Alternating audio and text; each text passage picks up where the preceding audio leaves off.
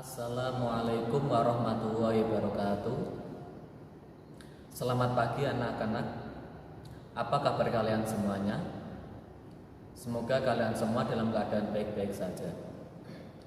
Sebelum mengawali pembelajaran pada pagi hari ini, alangkah baiknya kita berdoa terlebih dahulu, membaca basmalah serta Asmaul Husna secara bersama-sama. Bismillahirrahmanirrahim. Bismillahirrahmanirrahim. Walhamdulillahirrahmanirrahim. Wassalatu wassalam linnabi habibina. Ya Allah ya Rabbana anta ma'buduna.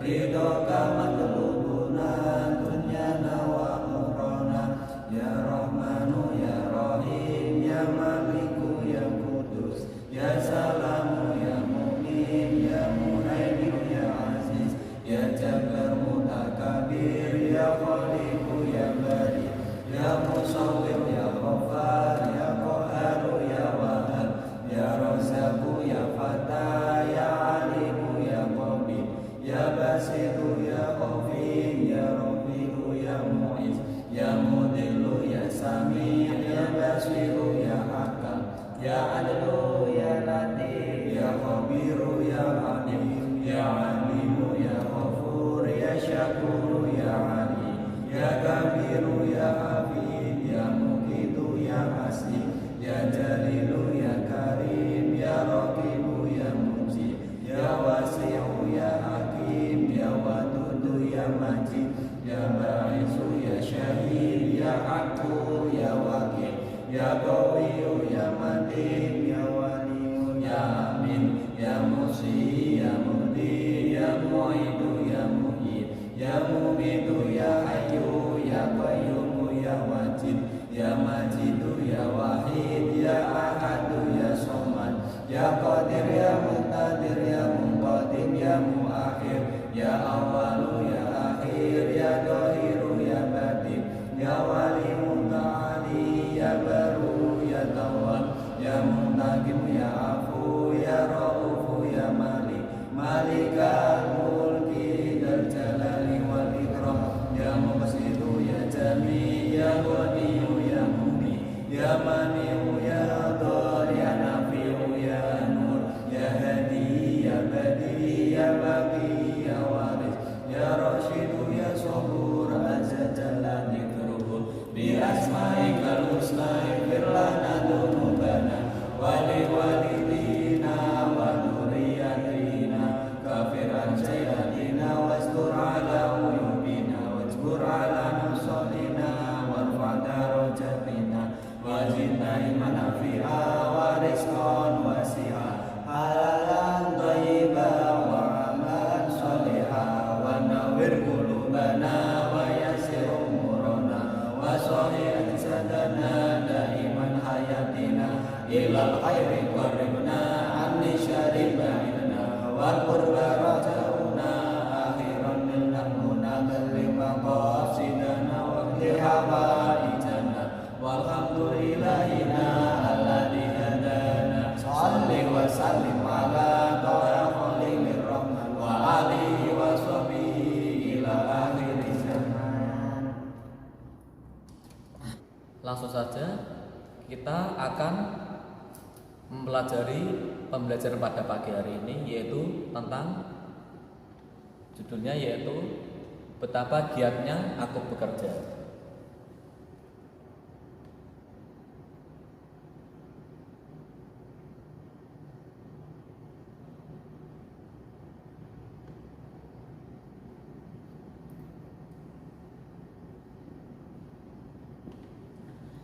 Bapak akan menjelaskan sedikit tentang materi hari ini, tentang betapa giatnya aku bekerja.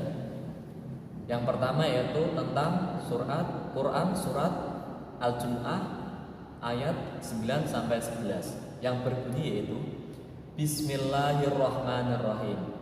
Ya ayyuhalladzina amanu idza nudiya lis-sholati min yaumil jumu'ati fas'au ila dzikrillah dzarul bai'ah. Dzalikum khairul lakum in kuntum ta'lamun. Fa idza qudiyatis sholatu fantashiru fil ardi wabtaghu min fadlillah wa katsiran la'allakum tuflihun. Wa idza ra'aw tijaratan aw lahwan faddu ilaiha wa tarakuka qaima qul ma 'indallahi khairum minal lahwi wa minat tijarah wa huwa khairur raziqin. Yang dimaksud pada ayat itu yaitu tentang wahai orang-orang yang beriman, apabila telah diseru untuk melaksanakan sholat pada hari Jumat, maka segeralah kamu mengingat Allah dan tinggalkanlah jual beli. Yang demikian itu lebih baik bagimu jika kamu mengetahui. Quran surat Al-Jumu'ah ayat 9. Dan apabila sholat telah dilaksanakan, maka bertebaranlah kamu di bumi, carilah karunia Allah dan ingatlah Allah banyak-banyak agar kamu beruntung. Quran surat Al-Jumu'ah ayat 10. Yang ayat 11 yaitu, dan apabila mereka melihat perdagangan atau permainan, mereka segera menuju kepadanya dan mereka tinggalkan engkau Nabi Muhammad SAW sedang berdiri berkhutbah. Katakanlah, apa yang ada di sisi Allah lebih baik daripada permainan dan perdagangan, dan Allah pemberi rezeki yang terbaik. Quran surat Al-Jumu'ah ayat 11.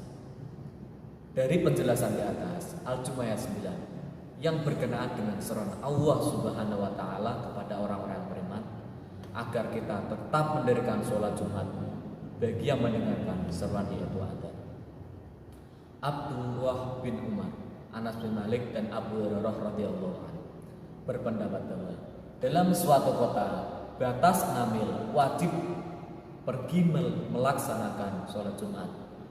Menurut Tabi'ah, batas wajib sholat Jumat yaitu 4 mil.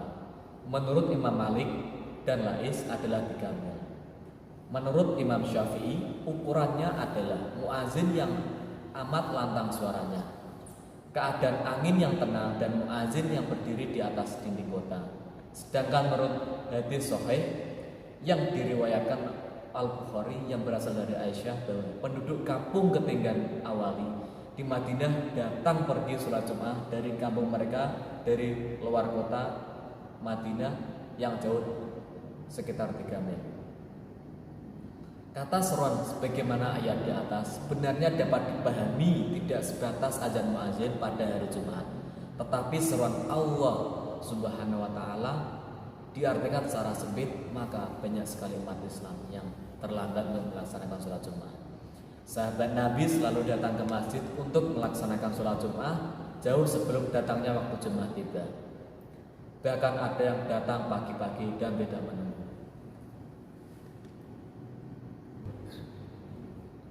Dalam hadis mutawatir, Nabi bersabda yang artinya, dari Abu Hurairah ia berkata, barang siapa yang mandi Jumat menyerupai mandi jinabat, kemudian pergi sholat Jumat sama halnya berkorban seekor unta.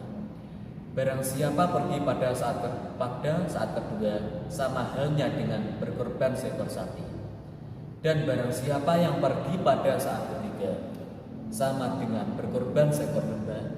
Dan barang siapa yang pergi pada saat keempat sama halnya berkorban seekor ayam induk.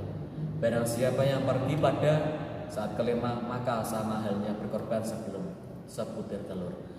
Maka apabila imam telah keluar, hadirlah malaikat turun mendengarkan zikir.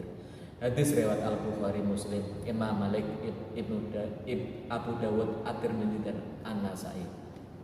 Dan tinggalkanlah jual beli. Artinya, kalau sudah waktunya sholat Jumat, hendaklah segala macam kesibukan jual beli, perniagaan dan lain-lain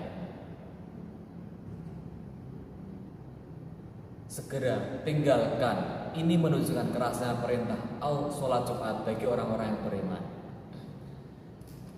Tapi ya, Quran surat Al-Jumu'ah ayat 9, 10 dan 11 yang menjelaskan tentang keutamaan melaksanakan sholat Jumat dan meninggalkan apapun, baik itu jual beli, permainan ataupun yang lainnya. karena itu adalah kewajiban antar umat Islam. Yang selanjutnya yaitu materi tentang Quran surat Al-Qasas ayat 77.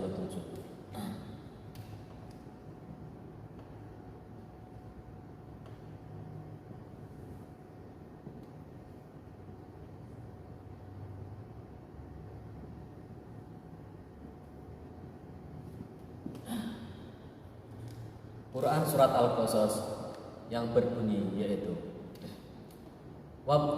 Bismillahirrahmanirrahim. Wabtaghi fima ataqallahu darul akhirata wala tansa nasibaka minad dunya wa ahsin kama ahsanallahu ilaika wala tabghil fasada fil ardi innallaha la yuhibbul mufsidin. Yang artinya yaitu, dan carilah pahala di negeri akhirat dengan apa yang telah dianugerahkan Allah Subhanahu wa taala kepadamu. Tetapi janganlah kamu lupakan bagianmu di dunia dan berbuat baiklah kepada orang lain sebagaimana Allah telah berbuat baik kepadamu, dan janganlah kamu berbuat kerusakan di bumi. Sungguh Allah tidak menyukai orang-orang yang berbuat kerusakan. Quran surat Al-Qasas ayat 77. Penjelasan di atas itu yang intinya yaitu Allah Subhanahu wa taala memerintahkan agar orang-orang yang beriman dapat menciptakan keseimbangan antara usaha untuk memperoleh keperluan duniawi dan keperluan ukhrawi. Tidak mengejar salah satunya dengan cara meninggalkan orang lain. Nabi Muhammad SAW sangat mencela orang-orang yang hanya mengejar akhirat dengan meninggalkan duniawi apabila menjadi beban orang lain dalam nafkah. Pernah Rasulullah mendapati seorang anak muda yang selalu berada di masjid. Kemudian beliau bertanya kepada Rasulullah, siapa yang memberi nafkahnya? Rasulullah menjawab, ayahnya. Beliau melanjutkan perkataannya bahwa ayahnya lebih baik daripada anaknya. Dia semestinya mencari nafkah sehingga tidak menjadi beban orang lain. Pada saat kita mengerjakan ibadah, kita harus sungguh-sungguh dan penuh penghayatan. Misalnya kita sedang sholat, harus berusaha melupakan semua urusan duniawi dan hanya mengingat Allah Subhanahu wa taala, seolah tidak ada kesempatan lagi untuk beribadah pada keesokan harinya. Dan begitu juga dalam menghadapi urusan duniawi, harus dengan penuh perhatian dan kesungguhan, sehingga menimbulkan kesadaran bahwa semua perbuatannya itu dipertanggungjawabkan di hadapan Allah Subhanahu wa taala. Manusia terdiri dari jasmani dan rohani. Oleh karenanya penting bagi manusia untuk menyeimbangkan antara kepentingan jasmani, material, dan rohani spiritual dalam diri manusia.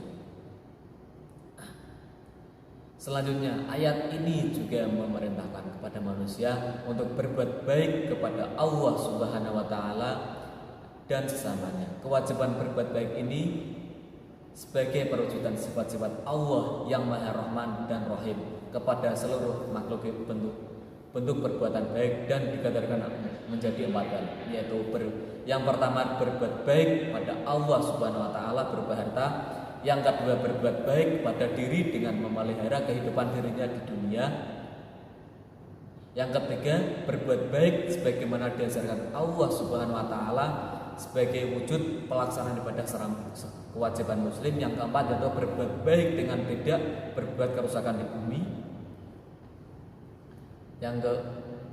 yang selanjutnya yaitu hadis Nabi. Yang materi selanjutnya yaitu tentang hadis Nabi.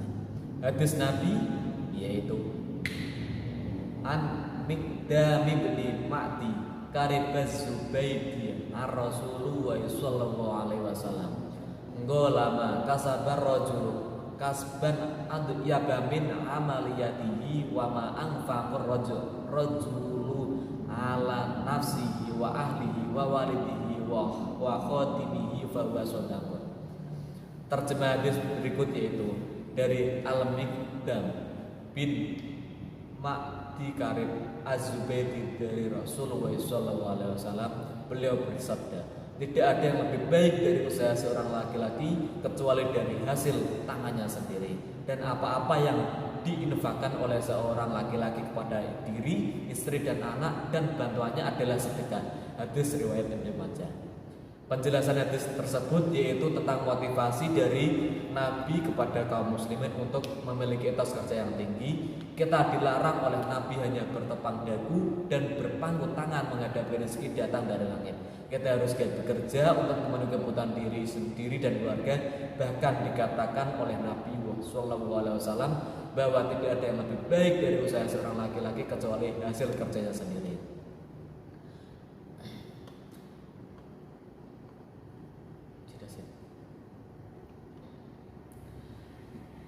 Bapak contohkan sedikit tentang bekerja yang dimaksud pada pembelajaran pada pagi hari ini.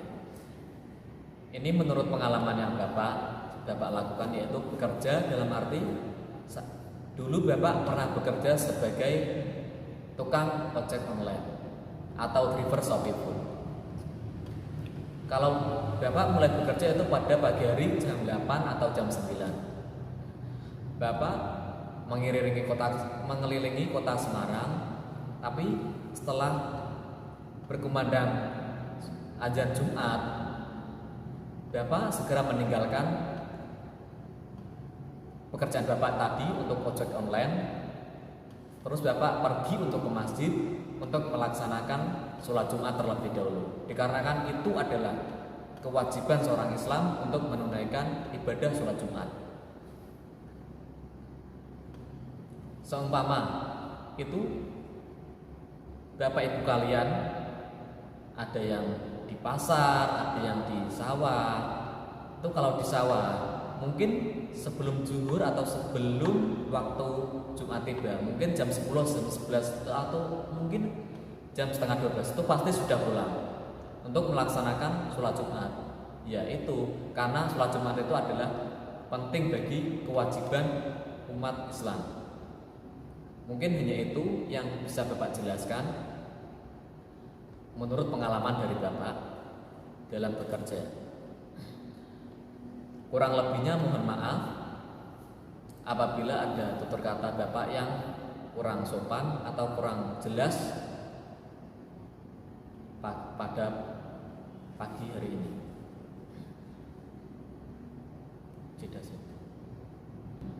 Sebelum Bapak akhiri, mari anak-anak kita berdoa bersama-sama.